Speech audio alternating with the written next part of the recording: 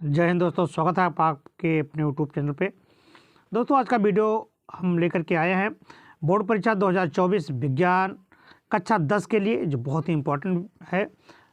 तो क्वेश्चन को बना देरी के हुए आपको ले चलते हैं। तो आप जानते हैं कि सबसे पहले आपका विकल्पित क्वेश्चन होता है। इसमें 20 क्वेश्चन आपके विकल्प वाले हैं। ये देखिए 20 क्वेश्चन आपके विकल्प में है। फिर उसके बाद में आपको अब विकल्प के बाद में लिखित परीक्षा होगी। 2 उपखंडों में बटा होता है।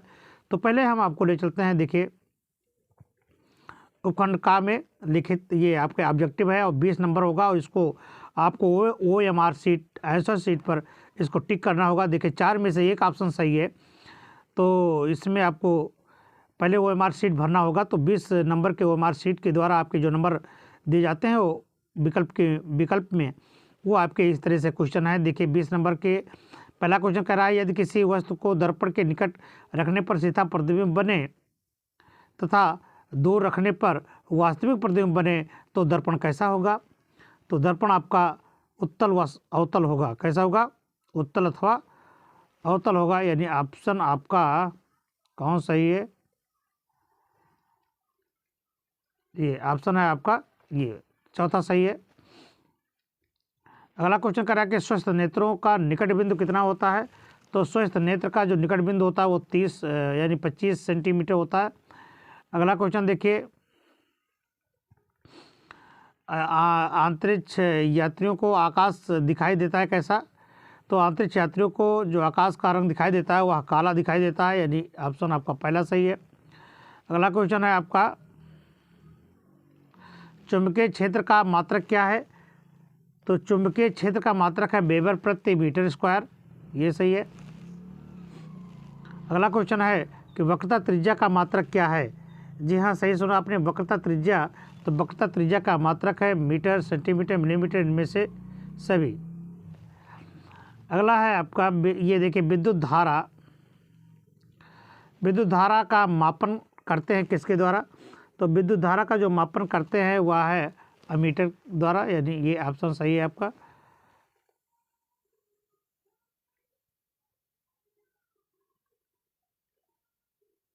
अगला क्वेश्चन है, एक गतिमान आवेश उत्पन्न करता है केवल चुंबकीय क्षेत्र, केवल विद्युत क्षेत्र, चुंबकीय व विद्युत दोनों क्षेत्र, इनमें से कोई नहीं। तो कौन होता है कि चुंबकीय व विद्युतीय क्षेत्र। ठीक है, ये सही है आपका सी ऑप्शन। अगला क्वेश्चन है,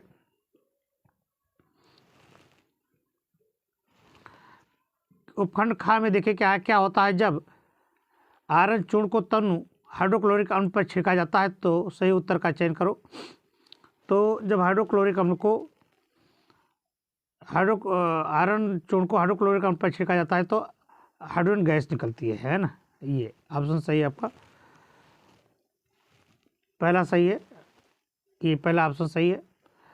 शुद्ध जल का पीएच मान कितना होता है। तो शुद्ध जल का पीएच मान आप जानते हैं कितना होता है, 7 होता है। ये तो बहुत ही इंपॉर्टेंट क्वेश्चन है, कई बार पूछा जाने वाला है, तो आपको ये इस चीज़ को ध्यान में रखना होगा।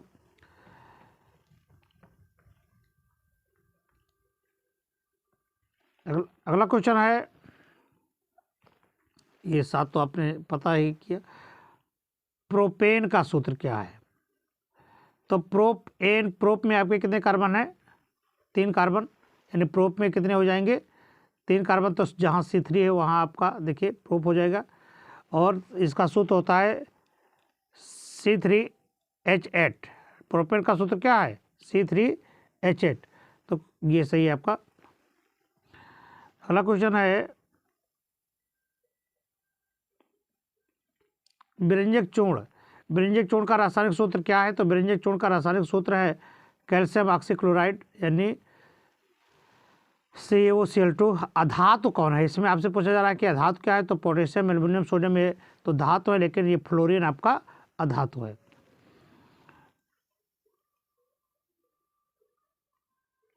अगला क्वेश्चन है, प्रोपेनॉल में क्रियात्मक समूह क्या है।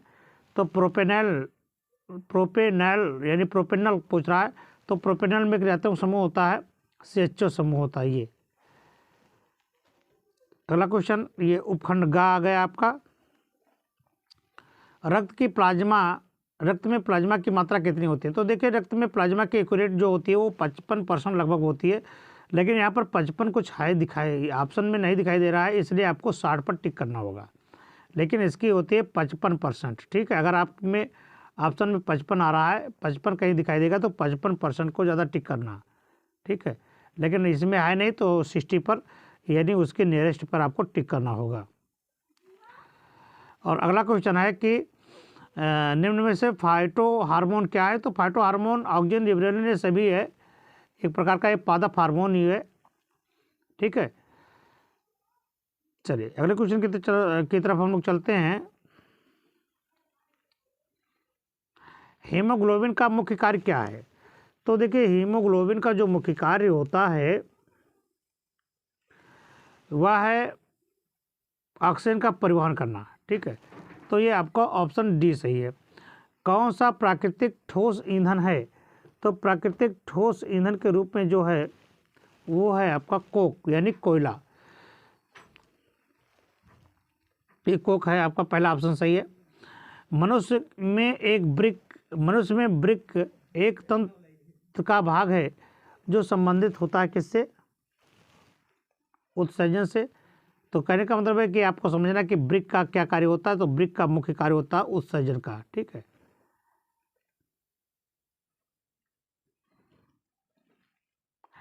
मानव भ्रूण किससे भोजन प्राप्त करता है? तो जो मानव भ्रूण होता है वह अपरा से भोजन करता है, कई बार आपको बताया गया है, तो इसको आपको ध्यान में रखना। और अगला क्वेश्चन है मेंडल के अनुसार मटर के पौधे बोने का जीनोटाइप क्या होगा? तो मेंडल के अनुसार मटर के बोने पौधे का जीनोटाइप वो होगा, जो दोनों छोटे छोटे होंगे तो ये होगा। क्लियर? चलिए, बहुत ही अच्छा क्वेश्चन था आपका। तो इस तरह से आपको 20 क्वेश्चन आपके ऑब्जेक्टिव में हो गए। ये 20 के 20 क्वेश्चन आपको हल करने होंगे। अब ऑब्जेक्टिव के बाद में अब आपका फिर से चालू होता है। जब ऑब्जेक्टिव हो जाएगा तो अब आपकी लिखित परीक्षा चालू हो जाएगी, यानी आपको लिख करके आंसर देना होगा। क्वेश्चन आपका ये आ गया, अपवर्तन के क्या नियम है? 3 सेंटीमीटर की वस्तु उत्तर लेंस के मुख्य अक्ष के लंबवत रखी है, तो लेंस की फोकस दूरी 30 सेंटीमीटर और लेंस से वस्तु की दूरी 10 सेंटीमीटर है। तो प्रतिबिंब की स्थिति, आकार एवं प्रकृति ज्ञात कीजिए। क्या हम प्रतिबिंब को पर्दे पर देख सकते हैं? ये क्वेश्चन पूछ रहा है आपसे। ठीक है, तो पहले अपवर्तन का नियम आपको देखना है। ये देखिए अपवर्तन का नियम है कि अपवर्तित किरण तथा आपतन बिंदु पर अभिलंब तीनों एक ही तल में होते हैं। आपतन कोण की ज्या तथा अपवर्तन कोण की ज्या का अनुपात एक नियतांक होता है। दूसरे माध्यम का पहले माध्यम के सापेक्ष अपवर्तनांक n1 n2 कहते हैं, और इसे क्या कहते हैं? स्नेल का नियम कहते हैं। ये sin i by sin r। अब देखिए हल में बताया गया कि 3 सेंटीमीटर की एक ऑब्जेक्ट है यानी वस्तु है। आई आपको ज्ञात करना है। एफ यानी फोकस दूरी आपको दी गई 30 सेंटीमीटर और यू का मान आपको दिया है -10 सेंटीमीटर। तो आपका सूत्र है 1/v - 1/u से। तो 1/v - u equal to 1/f से। देखिए तो 1/v बराबर जब आप लाएंगे तो क्या हो जाएगा? 1/u का मान कितना है? 10, तो ये -10 बराबर 1/30 हो जाएगा। तो 1/v बराबर जब लाएंगे तो क्या होगा? इधर से इधर जाएगा तो 1/30 - 1/10 ये हो जाएगा। ठीक है, तो 10 और 30 के बीच में लासा निकालेंगे तो 30 होगा। तो 1 माइनस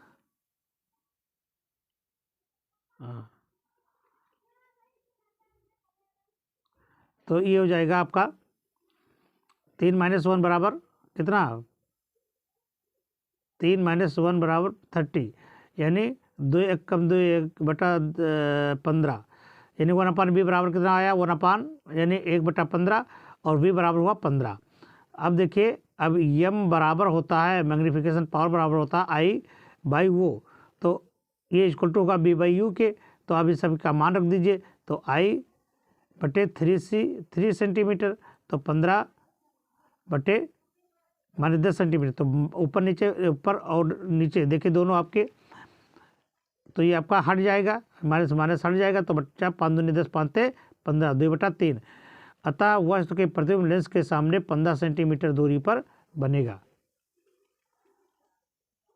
ठीक है, तथा आभासी तथा 4.5 सेंटीमीटर का बनेगा। क्लियर, ये आपका हो गया। अगला क्वेश्चन कह रहा है कि दूरदृष्टि दोष किसे कहते हैं या किन कारणों से होता है, इस दोष के निवारण के लिए लेंस प्रयुक्त कीजिए, किरण आरेख भी बताइए। ये क्वेश्चन बहुत इंपॉर्टेंट है। तो देखिए, ये आपका है दूरदृष्टि दोष।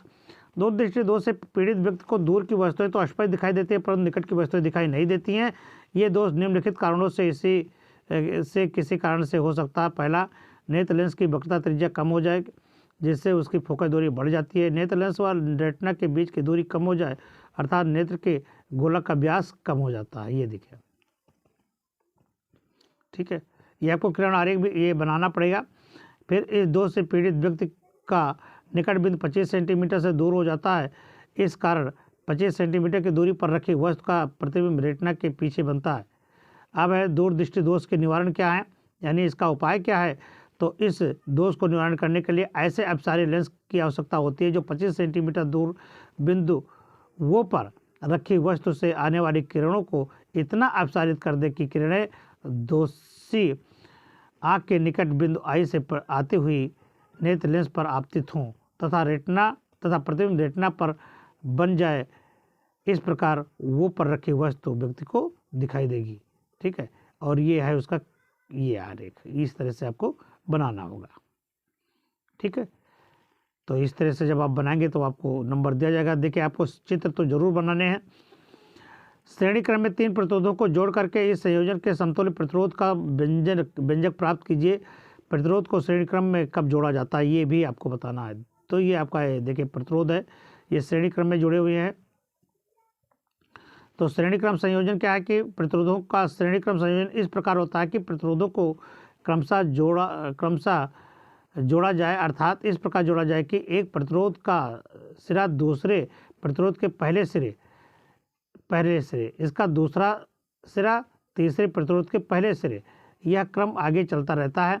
प्रतिरोधों का श्रेणी क्रम संयोजन चित्र में आपको प्रदर्शित किया गया है। माना 3 प्रतिरोध R1, R2, R3 एक B-वोल्ट बैटरी से श्रेणी क्रम में जुड़े हैं। श्रेणी क्रम में प्रत्येक प्रतिरोध में धारा I तथा प्रत्येक प्रतिरोध के सिरों के बीच विभवांतर V1, V2, V3 है।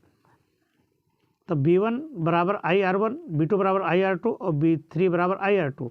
देखिए, यहाँ पर I का मान समान है, विभवांतर अलग अलग है। तो B बराबर V1 धन V2 धन V3। यहाँ पर देखिए, तो इसमें आपके V1, V2, V3, तो इसमें I का मान समान है तो इसमें I कॉमन ले लेंगे तो क्या बनेगा R1, R2, R3। यहाँ जब B कॉमन लेंगे, I कॉमन ले लेंगे तो बना R1, R2, R3। तो B बाई I बराबर हो जाएगा R1 धन R2 धन R3। अब इन प्रतिरोधों का तुल्य प्रतिरोध R हो तो R बराबर B बाई I, तो R बराबर R1, R2, R3। अतः श्रेणी क्रम में जुड़े प्रतिरोधों का तुल्य प्रतिरोध उन अलग अलग प्रतिरोधों के योगफल के बराबर होता है। यदि परिपथ में अधिक प्रतिरोध की आवश्यकता हो तो प्रतिरोध को श्रेणी क्रम में जोड़ा जाता है। देखिए, ये पूछ रहा है कब जोड़ा जाए, तो यदि परिपथ में अधिक प्रतिरोध की आवश्यकता है, ठीक है, तब इसको किस क्रम में, तब इसे श्रेणी क्रम में जोड़ना चाहिए। एक और क्वेश्चन कह रहा है कि प्रत्यावर्ती धारा और दिष्ट धारा में अंतर बताइए। प्रत्यावर्ती धारा और दिष्ट धारा क्या है। तो देखिए, प्रत्यावर्ती धारा परिणाम तथा दिशा समय के साथ आवर्त से परिवर्तित होते हैं और दिष्ट धारा का परिमाण बदल सकता है लेकिन दिशा नियत रहती है। दूसरा, प्रत्यावर्ती धारा विद्युत जनित उत्पन्न होती हैं। दिष्ट धारा प्राथमिक एवं द्वितीयक स्रोत से प्राप्त होते हैं। प्रत्यावर्ती धारा अधिक खतरनाक होती है, दिष्ट धारा अपेक्षाकृत कम खतरनाक होती है। ठीक है, ये आपको ध्यान में। चौथा पॉइंट देखिए, इसमें ट्रांसफार्मर प्रयुक्त किया जाता है और इसमें ट्रांसफार्मर प्रयुक्त नहीं किया जाता है। इसमें ऊष्मा ह्रास को नियंत्रित किया जा सकता है और इसमें ऊष्मा ह्रास को नियंत्रित नहीं किया जा सकता है। ये रहा आपका क्वेश्चन। अगला है, प्रिज्म से श्वेत प्रकाश के गुजरने से न्यूनतम तथा अधिकतम विचलन किन रंगों में होता है। या आपको इस संबंधी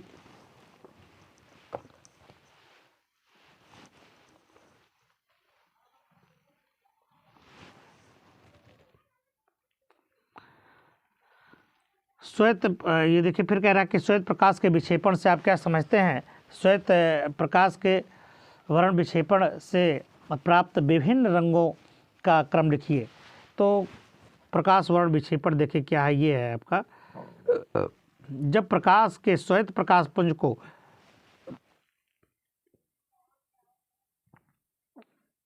प्रिज्म के एक फलक पर डाला जाता है तो प्रिज्म के दूसरे फलक से निर्गत प्रकाश पहले अवयव रंगों में यानी अपने अवयवी रंग यानी जिससे मिलकर के बने होते हैं में बढ़ जाता, विभक्त हो जाता है तथा पर्दे पर 7 रंगों की एक पट्टी दिखाई देती है। इस घटना को वर्ण विक्षेपण यानी प्रकाश का वर्ण विक्षेपण कहते हैं।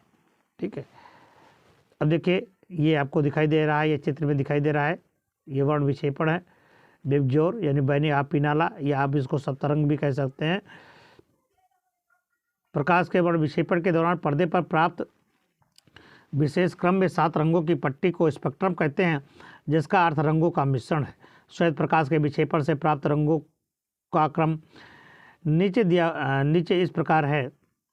नीचे से ऊपर की ओर बैगनी, आसमानी, नीला, हरा, पीला, नारंगी, लाल है। ये रंगों को याद रखने के लिए बैनी आ पीनाला को याद रखा जाता है। विक्षेपण के कारण विभिन्न रंगों के प्रकाश के प्रिज्म के पदार्थ का अपवर्तनांक भिन्न भिन्न होता है। बैगनी प्रकाश का विचलन सबसे अधिक तथा लाल प्रकाश का विचलन सबसे कम होता है। अतः स्पेक्ट्रम में बैगनी रंग सबसे नीचे तथा लाल रंग सबसे ऊपर होते हैं। ठीक है,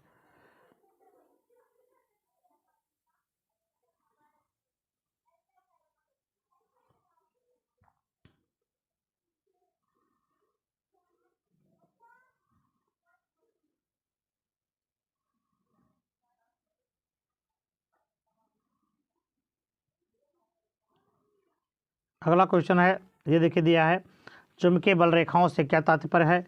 चुंबकीय बल रेखाओं के गुण लिखिए। ठीक है,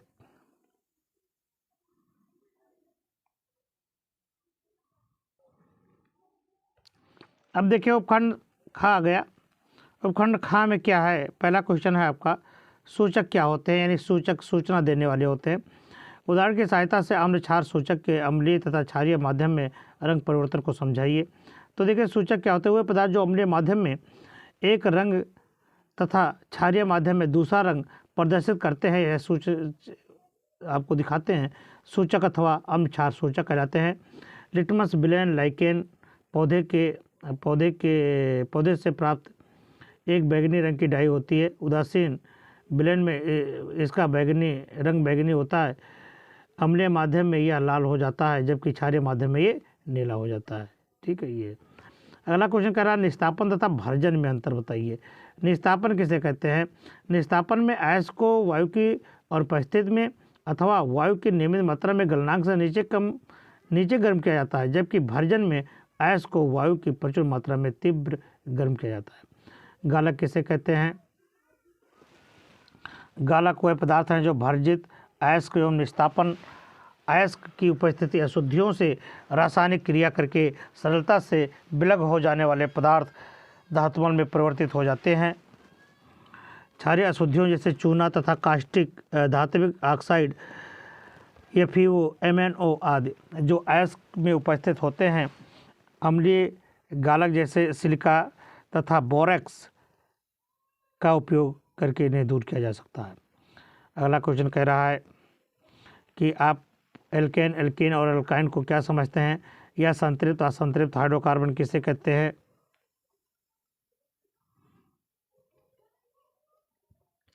या हाइड्रोकार्बन किसे कहते हैं? तो देखिए हाइड्रोकार्बन कार्बन तथा हाइड्रोजन से बने यौगिकों को संगठित रूप से हाइड्रोकार्बन कहते हैं।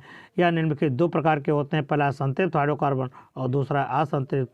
संतृप्त क्या होता है? वह हाइड्रोकार्बन जिनमें कार्बन कार्बन परमाणु के मध्य केवल एकल बंध होता है, संतृप्त हाइड्रोकार्बन कहलाते हैं। संतृप्त हाइड्रोकार्बन की खुली श्रृंखला संरचना होती है, जिसमें एल्केन का सामान्य सूत्र CnH2n+2 होता है, जहाँ N1 2 3 4 होते हैं। असंतृप्त में देखिए वह हाइड्रोकार्बन जिनमें कार्बन परमाणु के मध्य एक या अधिक द्विआबंध या त्रिबंध होते हैं असंतृप्त हाइड्रोकार्बन कहलाते हैं। दो प्रकार के होते हैं, एल्कीन तथा एल्काइन। एल्कीन वह असंतृप्त हाइड्रोकार्बन जिनमें कार्बन कार्बन के मध्य एक द्विआबंध एल्कीन एल्कीन कहलाते हैं। एक द्विआबंध होते हैं जिनका सामान्य सूत्र CnH2n होता है, जैसे एथीन, प्रोपीन, ब्यूटीन आदि। एल्काइन देखिए वह असंतृप्त हाइड्रोकार्बन जिनमें कार्बन कार्बन के मध्य में एक तीन आबंध यानी तीन आबंध उपस्थित होता है, एल्काइन कहलाते हैं। इनका सामान्य सूत्र CnH2n-2 होता है, जैसे एथाइन, प्रोपाइन, ब्यूटाइन आदि। ठीक है। अब यहाँ पर देखिए मक्खन में असंतृप्त हाइड्रोकार्बन होता है, जबकि खाने के तेल में असंतृप्त हाइड्रोकार्बन होता है। पोटेशियम परमैंगनेट द्वारा असंतृप्त यौगिकों को ऑक्सीकृत करने पर उनका गुलाबी रंग विलुप्त हो जाता है, जबकि मक्खन के साथ KMnO4 का गुलाबी रंग विलुप्त नहीं होता है। अगला क्वेश्चन देखिए, निम्न का IUPAC नाम लिखिए। तो पहला आपका है CH3COH यानी दो कार्बन है, ओइक एसिड जुड़ा है, एथेनोइक एसिड। ये आपका दूसरा देखिए मेथेनल है। तीसरा मेथेनोइक, एक कार्बन में ओइक एसिड जुड़ा तो मेथेनोइक एसिड। और चौथा आपका मेथेनॉल, ये आपको दिखाई गया। दूसरे में देखिए 1 2 3 तीन कार्बन पर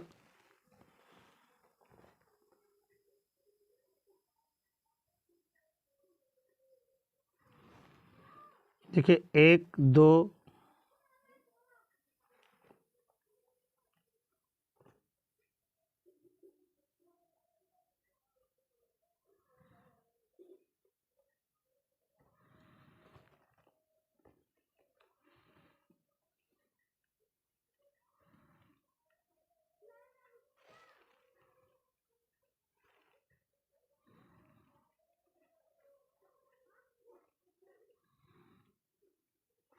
ये देखिए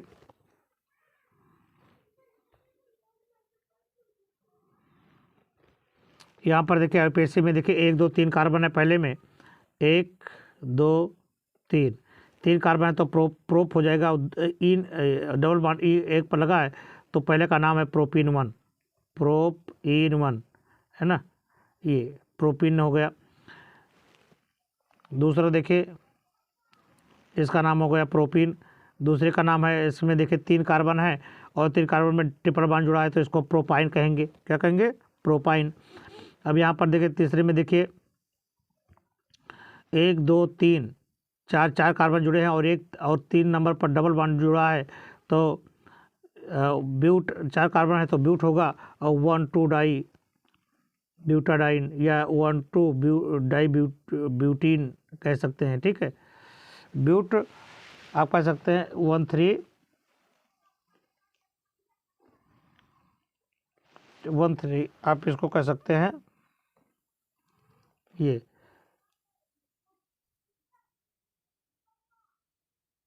आप इसको कह सकते हैं 1 3 डाई ब्यूटाडाइन या ब्यूटीन कह सकते हैं। ठीक है, और चौथा ऑप्शन है आपका ब्यूटूइन, ब्यूटूइन यानी दूसरे नंबर पर जुड़ा है तो आपको ब्यूटीन कहना होगा। ये देखिए अगला क्वेश्चन, ये आपका, ये भी आपका IUPAC नाम है। इसमें देखिए IUPAC नाम लिखिए। देखिए एक ही इसमें आपको 3 कार्बन दिखाई दे रहे हैं। 1 2 3 4 जिधर से गिरेंगे आपको 3 कार्बन होगा और 2 2 पर 2 बार मिथल जुड़ा है। ठीक है,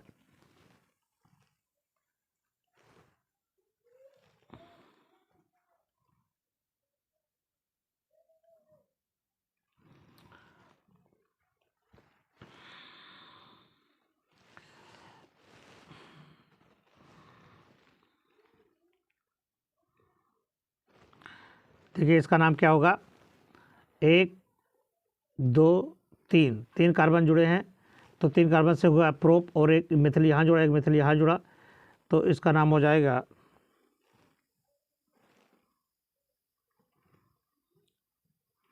इसका नाम है 2 2 डाइमिथिल प्रोपेन। क्या नाम है? 2 2 डाइमिथिल प्रोपेन। इसका नाम है 2 2 डाई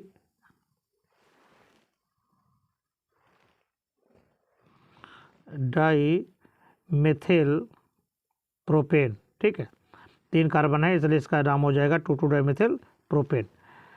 दूसरे का देखिए नाम है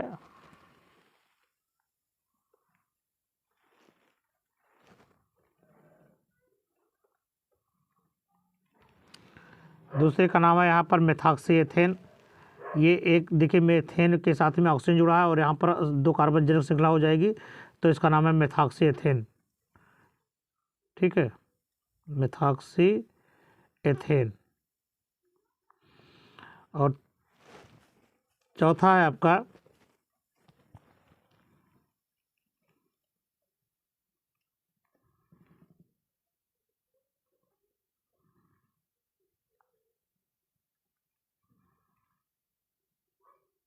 तीसरा। देखिए ये कितने कार्बन जुड़े हैं, 1 2 3 4 5, 5 कार्बन जुड़े हैं, तो ये हो जाएगा पेंटेनॉन 2, पेंटेनॉन 2।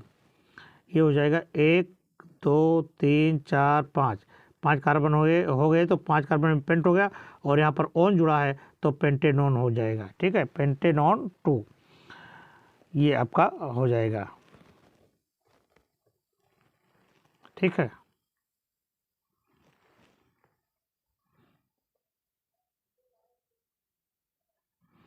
अब इसका नाम देखेंगे आपको, ये देखिए क्या है। तो पहले का नाम है एथिल एथेनॉइड, दूसरे का नाम है प्रोपेनॉल। ये देखिए 3 कार्बन पर और जुड़ा है, प्रोपेनॉल हो जाएगा। तीसरे पर आपका जुड़ा है 2 मेथिल ब्यूटोइन हो जाएगा। और चौथा आपका है एथेन 1,2 डाइऑल। ठीक है, फिर अगला इसका देखिए प्रोपेन टू आल। इसको अगर आप बनाने को कहे संरचना सूत्र तो आपको बनाना होगा ये प्रोपेन टू आल। दूसरा है 2 हाइड्रोक्सी प्रोपेनोइक एसिड, ये दूसरा है आपका 2 हाइड्रोक्सी प्रोपेनोइक एसिड। तीसरा है पेंटेनल, यानी 5 कार्बन में से HO लगा देंगे, पेंटोनल हो जाएगा। और 1,3 ब्यूटाडाइइन, तो देखिए 1,3 1 पर 3 पर 4 कार्बन पर आप 2 चक्कर इन लगाएंगे। ठीक है, अगला कह रहा है साबुन क्या है, 2 पदार्थ मिसेल्स पर टिप्पणी लिखिए। देखिए ये साबुन है, उच्च वसा अम्लों के सोडियम तथा पोटेशियम लवणों को साबुन कहते हैं, जिनका निर्माण तेल तथा वसा का तन NaOH के साथ जल अपघटन करने पर होता है। ये देखिए, ठीक है, ये साबुन आपको बनाने होंगे भैया। अगला कह रहा है साबुन का निर्मलीकरण। ये अगला क्वेश्चन है कि क्या होता है जब केवल आपको रासायनिक समीकरण देने हैं। पहला, एथिल अल्कोहल सोडियम हाइड्रोक्साइड से क्रिया करता है, एथिल अल्कोहल NaOH से क्रिया करता है, एथिल अल्कोहल एसिटिक अम्ल से क्रिया करता है और एथिल अल्कोहल अम्ल K2SO7 से क्रिया करता है और एसिटिक अम्ल।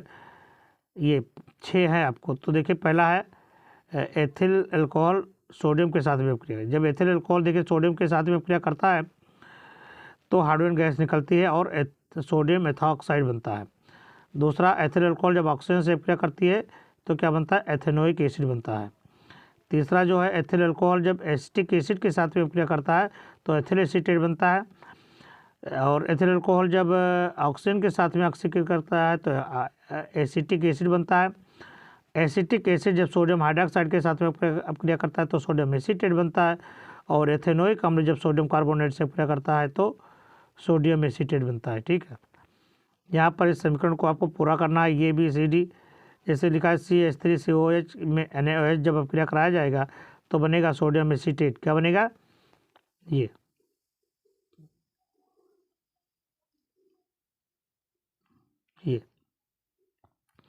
तो इस तरह से आपकी ये। अब यहाँ पर देखिए रिएक्शन संतुलित करने को होगा।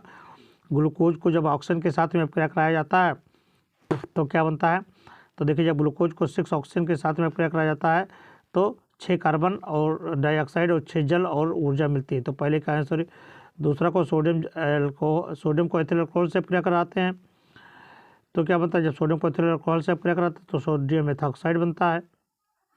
ठीक है, तीसरे में क्या है कि पोटेशियम साइनाइड को सल्फ्यूरिक अम्ल से अपक्रिया कराते हैं तो जब पोटेशियम साइनाइड को सल्फ्यूरिक अम्ल से अपक्रिया कराते हैं तो पोटेशियम सल्फेट बनता है। और चौथा है एल्युमिनियम को HCl के साथ में अपक्रिया करते हैं तो क्या बनता है, जब एल्युमिनियम को HCl से अपक्रिया कराते हैं तो एल्युमिनियम क्लोराइड बनता है। अब देखिए इसको संतुलित करना है आपको, इस समीकरण को। हाइड्रोजन क्लोरीन और हाइड्रोजन क्लोराइड बनता है। तो देखिए ये आपका हाइड्रोजन क्लोरीन है, ये चारों रिएक्शन आपको देखना होगा ये, ठीक है। ये अगला क्वेश्चन कह रहे उपखंड ग आ गया आपका। स्वपोषी पोषण क्या है, उदाहरण सहित आपको संक्षेप में देना होगा। ये देखिए स्वपोषी पोषण क्या है और आपको संक्षेप में इसके उत्तर बताने होंगे। तो स्वपोषी क्या है, ये देखिए आप।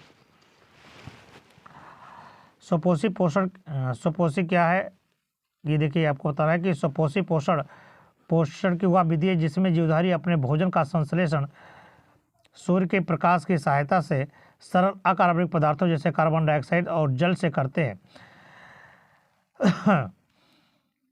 स्वपोषी हरे पौधे अपने कार्बनिक भोजन का संश्लेषण प्रकाश संश्लेषण प्रक्रम से करते हैं। ये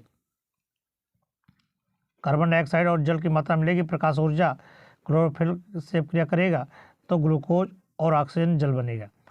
स्वपोषी पोषण के लिए परिस्थितियाँ क्या है। नंबर 1, पत्तियों में क्लोरोफिल की उपस्थिति। क्लोरोफिल कोशिकाओं में हरित लोकों का पाया जाना। इसकी आवश्यकता सूर्य के प्रकाश को ग्रहण करना होता है। सूर्य की उपस्थिति होती है। प्रकाश संश्लेषण के लिए काफ़ी कच्ची सामग्री का उपयोग कार्बन डाइऑक्साइड तथा जल का आवश्यक होना होता है। पादप हार्मोन क्या है, किन्हीं दो पादप हार्मोन के नाम बताइए। पादप हार्मोन देखिए, पादप हार्मोन पौधों में प्राकृतिक रूपों में पाए जाने वाले कार्बनिक रसायन पदार्थ होते हैं जो विभिन्न गतिविधियों के नियंत्रण तथा समन्वय को स्थापित करते हैं, जैसे ऑक्सिन तथा जिबरेलिन। पादप फाइटोहार्मोन द्वारा अपनी गतिविधियों तथा गतियों में समन्वय स्थापित करते हैं। इस प्रकार समन्वय रासायनिक समन्वय कहलाता है। ऑक्सिन वृद्धि नियामक संश्लेषित पदार्थ होता है जो आणविक संरचना में एक जैव कार्य की क्रिया में पादप हार्मोन की समानता रखता है। अनुकंपी उपरानुकंपी में प्रभाव अंग देखिए, अनुकंपी उपरानुकंपी में क्या होता है, लाल ग्रंथ के श्रवण को रोकता है और लाल को श्रवण को प्रेरित करता है। आमाशय में देखिए क्या है अंतर, अनुकंपी में जठररस के श्रवण को रोकता है और जठररस के श्रवण को उत्प्रेरित करता है। फेफड़े श्वसनियों तथा श्वसन कोशिकाओं को विस्तार करता है, श्वसनियों तथा श्वसनिकाओं को संकुचित करता है। हृदय संकुचन तथा हृदय स्पंदन दर बढ़ाता है, संकुचन तथा हृदय स्पंदन दर घटाता है।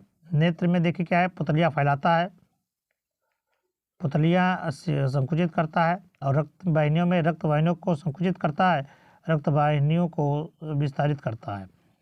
मूत्राशय में देखिए क्या है कि मूत्राशय को शिथिल करता है, मूत्राशय को संकुचित करता है।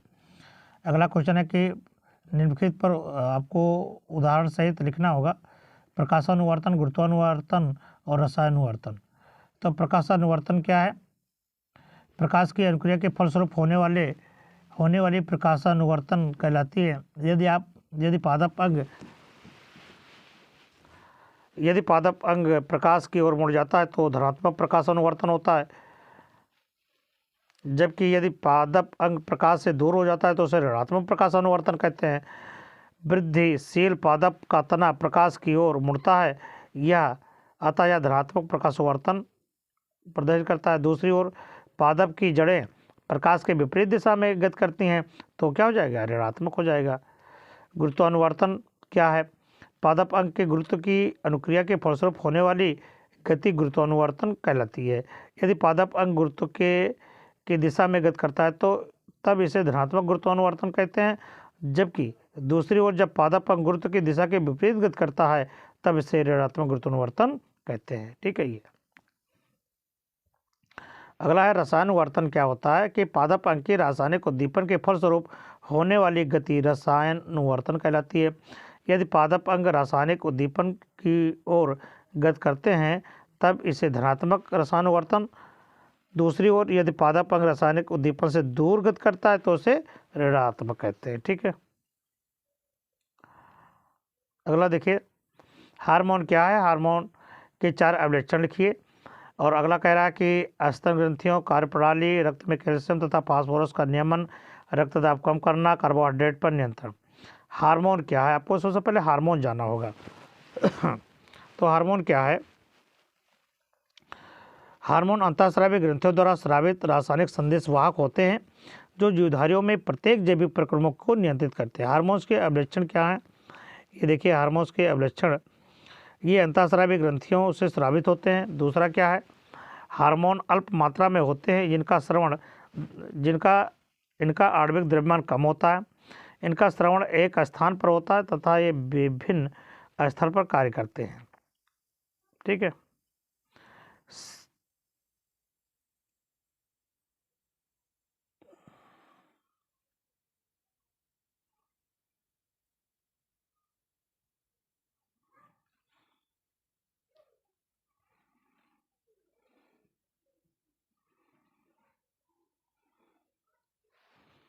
ये देखिए, तीसरा आपसे पूछा जा रहा था सी, निम्न में से इनमें हार्मोन्स के नाम लिखने हैं। अस्तर ग्रंथियों की कार्यप्रणाली कैल्शियम, रक्तदाब कम करना और कार्बोहाइड्रेट। तो देखिए, इसमें यह है, पहला है प्रोलैक्टिन, दूसरा पैराथार्मोन, तीसरा एंडोस्टेरॉन और इंसुलिन। ठीक है। अगला क्वेश्चन है कि विधि का नाम बताइए जिससे स्पायरोगायरा अनुकूलन परिस्थितियों में जनन करता है। यानी आपको जनन स्पायरोगायरा के बारे में बताया, या प्लेनेरिया कैसे जनन करते हैं, या दो उदाहरण दीजिए जिसमें अलैंगिक जनन बीजाणु के निर्माणों से होता है।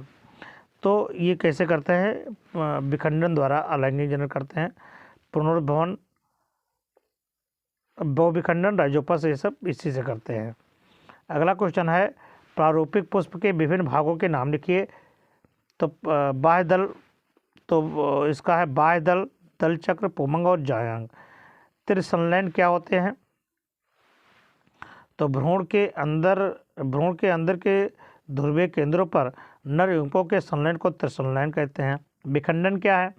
विखंडन एक लिंगी जीवधारी का दो या अधिक संतति कोशिकाओं में टूटना होता है। और चौथा है, आप कायिक प्रवर्धन से क्या समझते हैं?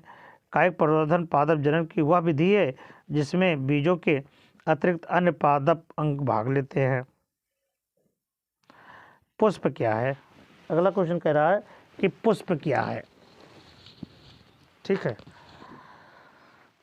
पुष्प क्या है और निम्न के नाम बताइए, नर पुष्पंग और मादा पुष्पंग।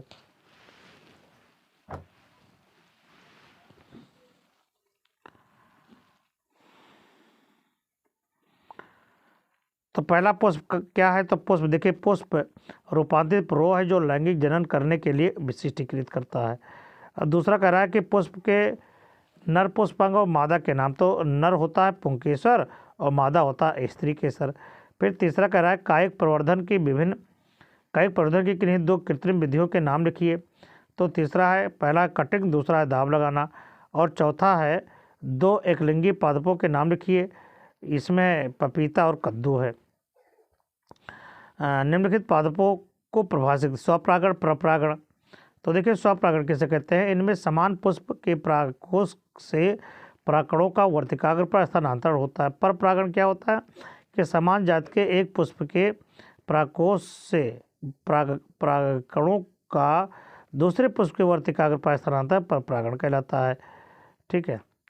कटिंग क्या है ये आपको बताना है। कटिंग है या पैबंद लगाना या ग्राफ्टिंग जिसको कहते हैं। तो कलम लगाना क्या होता है? कि जड़, तना या पत्ती के छोटे टुकड़े को मृदा में लगाने पर नए पौधे का निर्माण कलम लगाना कहलाता है। ठीक है। पैबंद क्या होता है? कि रोपण कायिक प्रवर्धन की कृत्रिम विधि है जिसमें एक पौधा एक छोटा वायवीय भाग अन्य संबंधी पौधे के आधारीय भाग से जोड़कर नए संयुक्त सदृश का निर्माण करता है। ठीक है। तीसरा कह रहा है अनिषेक जनन को परिभाषित कीजिए। तो अंडे के बिना निषेचन से जीवधारी का विकास अनिषेक जनन कहलाता है। और चौथा कह रहा है कि मूलांकुर तथा परांकुर की परिभाषा कीजिए। तो मूलांकुर भ्रूणीय शीर्ष है जो बीज के अंकुरण के पश्चात पादप जड़तंत्र बनाता है। दूसरी ओर परांकुर भ्रूणीय प्ररोह है जो बीज के अंकुरण के पश्चात प्ररोह तंत्र बनाता है। अगला क्वेश्चन कह रहा है कि यौनारंभ क्या होता है? रजोनिवृत्त की परिभाषा दीजिए। और अंडोत्सर्ग क्या है? और चौथा है कि नर मादा में प्राथमिक लिंगों के नाम बताने हैं आपको। ठीक है, तो देखिए यौनारंभ क्या होता है कि वह अवस्था जिसमें जननांग क्रियात्मक हो जाते हैं, जननांग जो हैं क्रियात्मक हो जाते हैं, जनद युग्मक तथा लिंग हार्मोन्स का निर्माण प्रारंभ कर देते हैं तथा नर तथा मादा लैंगिक रूप से परिपक्व हो जाते हैं, तो उसे यौनारंभ कहते हैं। रजो निवृत्त किसे कहते हैं ये आपको बताने हैं। तो स्त्री में मासिक धर्म का पूर्णतः रुकने की स्थिति को रजो निवृत्त कहते हैं। ठीक है, अंडोत्सर्ग क्या होता है? अंडाशय से ग्राफेन पुटकाओं, अंडाशय के ग्राफेन पुटकाओं से अंडाणु का विमोचन अंडोत्सर्ग कहलाता है। ठीक है, मानव में नर तथा मादा, तो नर में है वृषण और मादा में है अंडाशय, ये आपके अंगों के नाम है। ठीक, अगला क्वेश्चन है प्रभावितता का नियम देना है आपको। प्रभावितता का नियम क्या होता है? तो देखिए प्रभावितता का नियम किसे कहते हैं कि शुद्ध लंबे और शुद्ध बौने पौधों के मध्य में संकर से हमेशा यौन पीढ़ी में संकर पौधे उत्पन्न होते हैं, और यही जो संकर पौधे उत्पन्न होते हैं ये प्रभावितता का नियम है। ठीक है, क्योंकि इसमें जो छोटे पौधे हैं, बौना पौधा है, उसका लक्षण दिखाई नहीं देता। अगला क्वेश्चन बी है कि मटर के पौधों पर प्रयोगों के दौरान मंडल के 7 जोड़ी विपर्यासी लक्षणों का चयन किया। तो तने की लंबाई, तने का प्रभावी लक्षण लंबा, अप्रभावी बौना, फली की आकृति प्रभावी लक्षण चपटा और अप्रभावी संकुचित।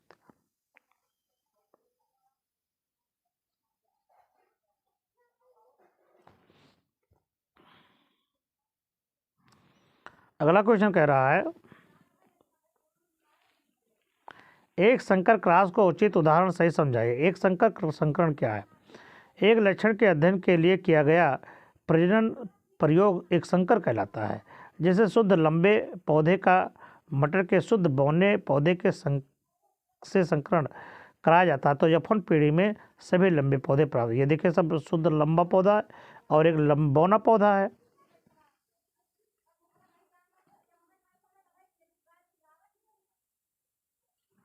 ये आपका शुद्ध लंबा है और ये आपका शुद्ध बौना है। जब इनके मध्य में क्रॉस कराते हैं तो जो आपका पौधा बनता है वो सब संकर बनते हैं। ठीक है, ये सब संकर पौधे बनते हैं। और संकर पौधे कैसे होते हैं? प्रभावित होते हैं, प्रभावितता का नियम करता है, और ये सब एक संकर में आते हैं। अगला क्वेश्चन कह रहा है मानव में लिंग निर्धारण का रेखाचित्र द्वारा खींच करके बताइए। तो मनुष्य में 46 गुणसूत्र होते हैं, जिसमें 22 जोड़े या 44 कायिक गुणसूत्र होते हैं, और 2 या 1 जोड़ी लिंग गुणसूत्र हेटेरोसोम्स होते हैं। द्विगुणित कोशिकाओं में गुणसूत्रों का एक विशिष्ट समूह जीवधारी के लिंग का निर्धारण करते हैं, अतः इन्हें लिंग निर्धारण कहते हैं। मानो नर में XY लिंग गुणसूत्र होते हैं, अर्थात एक विषम रूपी होता है। जब 2 प्रकार के समूह बनाते हैं, आधे युग्मकों में X गुणसूत्र और आधे में Y गुणसूत्र होता है। ये ठीक है, अब इससे अब क्रिया जब करेगा मतलब संकरण करेगा तो एक आपका 44 एक XX से बनेगा और 44 और XY बनेगा। तो आपका जो 44 XX बनेगा वो मादा होगा यानी लड़की होगी, और जो 44 XY होगा वो नर होगा। ठीक है, अगला क्वेश्चन बड़ा इंपॉर्टेंट है। परिवार नियोजन से आप क्या समझते हैं? परिवार नियोजन की विभिन्न विधियों का वर्णन कीजिए या परिवार नियोजन की परिभाषा दीजिए। तो परिवार कल्याण का उद्देश्य जन्म दर को कम करना है। जब परिवार में सीमित 2-3 बच्चे होंगे तो कल्याणकारी योजना को भली प्रकार बनाया जा सकता है। परिवार में बच्चों को पेट भरकर अच्छा भोजन, तन ढकने के लिए वस्त्र, उचित शिक्षा तथा उनकी स्वास्थ्य की अच्छी देखभाल आसानी से की जाती है। इससे परिवार का कल्याण होगा। परिवार सीमित रखने के विभिन्न उपाय हैं। इसको 2 भागों, जो आपकी सीमित रखने की जो विधि है वो 2 प्रकार की है, पहला अस्थायी विधि और दूसरा अस्थायी विधि। अस्थायी विधि में क्या है कि जब आप चाहे तब हो, जब आप चाहे तो बच्चे ना हो। और अस्थायी विधि में है कि अगर आप उसको करवाते हैं तो बिल्कुल संतान नहीं हो सकते। तो अस्थायी में क्या है? अस्थायी में पहला है आत्मसंयम। पुरुष का स्त्री के साथ केवल सुरक्षित काल में ही लैंगिक संपर्क हो। शेष दिनों में आत्मसंयम रखें। लूप। अस्पताल में परिवार कल्याण विभाग द्वारा स्त्रियों को लूप लगवाने की व्यवस्था इसके लगवाने के लिए गर्भधारण, इसको लगवाने के बाद में गर्भधारण नहीं हो सकता है। निरोध का प्रयोग करना चाहिए। स्त्रियों को सुरक्षित काल यानी मासिक के 1 सप्ताह पूर्व और 1 सप्ताह बाद समय सुरक्षित काल कहा जाता है। इस समय गर्भधारण करने की संभावनाएं कम रहती हैं। यह विधि विश्वसनीय नहीं है। रासायनिक औषधि। अस्पताल में गर्भ निरोधक गोलियां प्राप्त की जाती हैं जिससे गर्भ धारण करने की संभावनाएं कम हो जाती हैं। गर्भ समापन। अनावश्यक बच्चे के लिए अस्पताल जाकर लेडी डॉक्टर्स की सलाह से गर्भ समापन कराया जाता है। अधिक अप्रशिक्षित अकुशल स्त्री द्वारा गर्भ समापन नहीं करवाना चाहिए, इससे महिला का जीवन खतरे में हो सकता है। ठीक है। दूसरा है अस्थायी विधि। ये तो सबसे इम्पोर्टेंट विधि है। अस्थायी विधि क्या होती है कि पुरुष ऑपरेशन और महिला ऑपरेशन। पुरुष ऑपरेशन ट्यूबेक्टोमी, महिला ऑपरेशन ट्यूबेक्टोमी। शुक्र नलिका का यह बहुत ही साधारण ऑपरेशन है, इसमें किसी प्रकार का भय नहीं होता। महिला ऑपरेशन अंड नलिका, यह ऑपरेशन साधारण होता है। घाव पूरा होने की अवधि में सावधानी बरतनी रखनी होती है। अगला क्वेश्चन है स्वच्छ नामांकित चित्र की सहायता से पाचन तंत्र का वर्णन कीजिए। ठीक है। तो देखिए पाचन तंत्र में सबसे पहले मनुष्य में पाचन तंत्र में आहार नाल तथा अनेक पाचक ग्रंथियाँ होती यानी सम्मिलित होती हैं। मनुष्यों की आहार नाल यह मुख से गुदा तक फैली लगभग 8 से 10 मीटर लंबी खोखली तथा अत्यधिक कुंडलित नलिका होती है। इसे निम्नलिखित मुख्य भागों में बांटा गया है। पहला है मुख्य गुहिका, दूसरा है ग्रासनाल, आमाशय, छोटी आंत, बड़ी आंत तथा इनमें से छोटी आंत आहारनाल का सबसे उपयोगी भाग है। मुख्य ग्रासन गुहिका, यह ऊपरी अचल तथा निचले चल जबड़े के मध्य स्थित होता है। इसका पश्च भाग ग्रसनी कहलाता है। ग्रसनी निगल द्वार द्वारा ग्रासनाल में एक कंठ द्वारा श्वासनाल में खुलती है। जबड़े दांत युक्त होते हैं। दांत भोजन को काटने व चबाने में सहायता करते हैं। मुख ग्रासन गुहिका के मध्य स्थित जीभ भोजन में लार को मिलाने तथा भोजन को निगलने में सहायता करती है।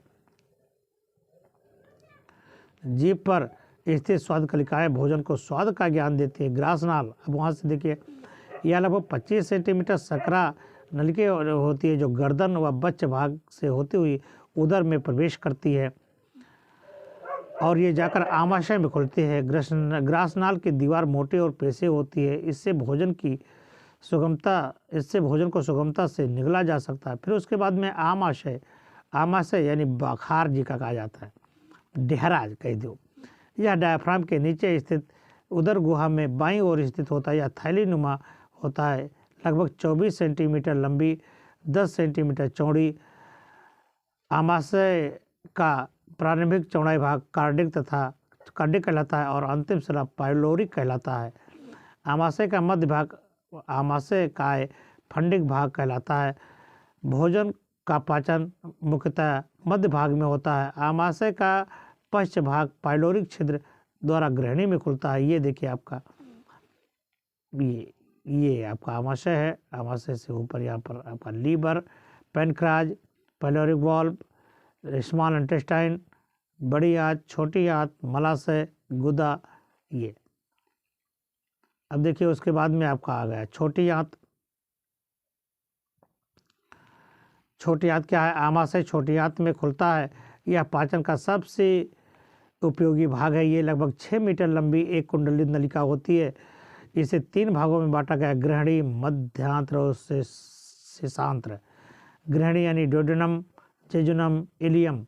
ये लगभग 25 सेंटीमीटर लंबी सी आकार की नली होती है। ग्रहणी मध्यांत में खुलती है। इनकी दोनों भुजाओं के बीच गुलाबी रंग की एक अग्नाशय नामक ग्रंथि होती है। यकृत तथा अग्नाशय सामान्य पित्त वाहिनी द्वारा ग्रहणी में खुलती हैं। यकृत में पित्त रस तथा अग्नाशय में अग्नाशयी रस ग्रहणी में पहुंच जाता है तथा भोजन और पाचन में सहायता करता है। मध्यांत्र देखिए, ये लगभग 2.40 मीटर लंबी होती है। पेशी और ग्रंथिर होती है। शेषांत्र ये लगभग 3.60 लंबी कुंडलित रचना होती है। शेषांत्र बड़ी आंत में शेषांत्र उंडकीय कपाट द्वारा खुलती है।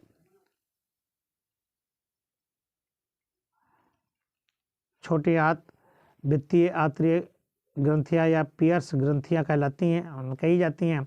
आंत की भीतरी सतह पर रसांकुर तथा सूक्ष्मांकुर पाए जाते हैं। रसांकुरों के कारण अवशोषण सतह में लगभग 600 गुना वृद्धि हो जाती है। अब है बड़ी आंत। अगला इंपॉर्टेंट है आपका बड़ी आंत। इसकी लंबाई छोटी आंत से कम लेकिन चौड़ाई अधिक होती है। यह लगभग 1.5 से 1.80 मीटर लंबी होती है। चौड़ाई 6 सेंटीमीटर होती है। इसके 3 भाग होते हैं, सीकम, कोलन और मलाशय। सीकम, कोलन और मलाशय, रेक्टम। सीकम क्या होता है? यह थैलीनुमा संरचना होती है। सीकम के अंतिम भाग में सक्रिय नलिका रूपी कृम रूपी प्रशेषिका लगी होती है। मनुष्य में यह एक अवशेषी अंग है। बृहदांत्र को या कोलन या छोटी आंत के चारों ओर यू आकार की संरचना होती है। और मलाशय यह लगभग 12 सेंटीमीटर लंबा भाग होता है। इसका अंतिम भाग गुदा द्वारा शरीर से बाहर खुलता है। आहार नाल से संबंधित पाचक ग्रंथियां कौन कौन सी हैं? पहले लार ग्रंथियां। लार ग्रंथियां देखिए, पाचन तंत्र में 3 जोड़ी लार ग्रंथियां पाई जाती हैं तथा मुख में खुलती हैं। इनके श्रवण लार, इससे श्रवण लार कहलाता है। लार में जल, वैद्युत अपघट्य, टाइलिन तथा लाइसोजाइम होते हैं। सलेवरी एमाइलेज स्टार्च को माल्टोज में बदल देता है। अगला है यकृत। यकृत क्या होता है? यकृत सबसे बड़ी पाचक ग्रंथियां है जो पित्त रस निर्मित करती है। पित्त रस सामान्य पित्त वाहिनी द्वारा ग्रहणी में पहुंचता है। पित्त रस पीला, हरा, रंगीन क्षारीय द्रव होता है जिसमें कोई भी एंजाइम नहीं पाया जाता। इसके निम्नलिखित कार्य होते हैं। ये ग्रहणी में अल्प पाचित भोजन का माध्यम क्षारीय बनाता है जिसकी आवश्यकता अग्नाशय एंजाइम की क्रिया के लिए होती है। यह कायम की अम्लीय पीएच को उदासीन करता है। और तीसरा है, यह वसा का पायसीकरण के लिए उत्तरदायी होता है। इस प्रक्रम में वसा बृहद वसा गोलिकाएं सूक्ष्म गोलिकाओं में बदल जाती है जिससे लाइपेज की क्रिया का क्षेत्रफल बढ़ जाता है। स्टार्च को सलेवरी एमाइलेज की सहायता से माल्टोज में बदला जा सकता है। अगला अग्नाशय। अग्नाशय एक महत्वपूर्ण पाचक ग्रंथि है। यह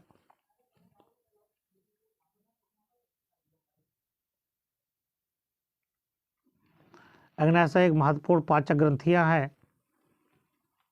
ये ग्रहणी में लूप के मध्य में स्थित होती हैं तथा अग्नाशय रस का श्रवण करती हैं जो ग्रहणी तक सामान्य पित्त वाहिनी द्वारा पहुंचता है। अग्नाशय के एंजाइम क्षारीय माध्यम में कार्य करते हैं। और अगला है आपका यकृत। यकृत देखिए, यकृत सबसे बड़ी पाचक ग्रंथि है जो पित्त रस निर्मित करती है। पित्त रस सामान्य पित्त वाहिनी द्वारा ग्रहणी में पहुंचती है। पित्त रस पीला, हरा, रंगीन क्षारीय द्रव होता है जिसमें कोई भी एंजाइम्स नहीं पाए जाते हैं। यानी यहाँ पर जो पित्त रस होता है, पित्त रस क्षारीय होता है और रंगीन होता है, लेकिन इसमें कोई एंजाइम नहीं पाए जाते हैं। पित्त में कोई एंजाइम नहीं पाए जाने वाला पदार्थ, नहीं पाए जाने वाली ग्रंथि है। अब इसके निम्नलिखित कार्य, अब इसके आपको निम्नलिखित कार्य होना, देखिए क्या है इसके निम्नलिखित कार्य हैं। ये ग्रहणी में अल्प पाचित भोजन का माध्यम क्षारीय बनाता है जिसकी आवश्यकता अग्नाशय एंजाइमों की क्रिया के लिए होती है। दूसरा पॉइंट है कि ये कायम के अम्लीय पीएच को उदासीन करता है। ठीक है, यानी ये कायम के अम्लीय पीएच मान को उदासीन करता है। और तीसरा पॉइंट है, ये वसा के पायसीकरण के लिए उत्तरदायी होता है। इस प्रक्रम में बृहद वसा गोलिकाएं सूक्ष्म गोलिकाओं में बदल जाती हैं, जिससे लाइपेज की क्रिया के लिए क्षेत्रफल बढ़ जाता है। ठीक है, तो ये रहा आज का ये वीडियो कैसा लगा ये आप हमको कमेंट बॉक्स में लिखें और खूब पढ़ें खूब बढ़ें। इसी के साथ ये हमारा वीडियो ख़त्म हुआ। हम फिर मिलते हैं आपको अगले वीडियो में। तब तक के लिए नमस्कार, जय हिंद, सत श्री अकाल।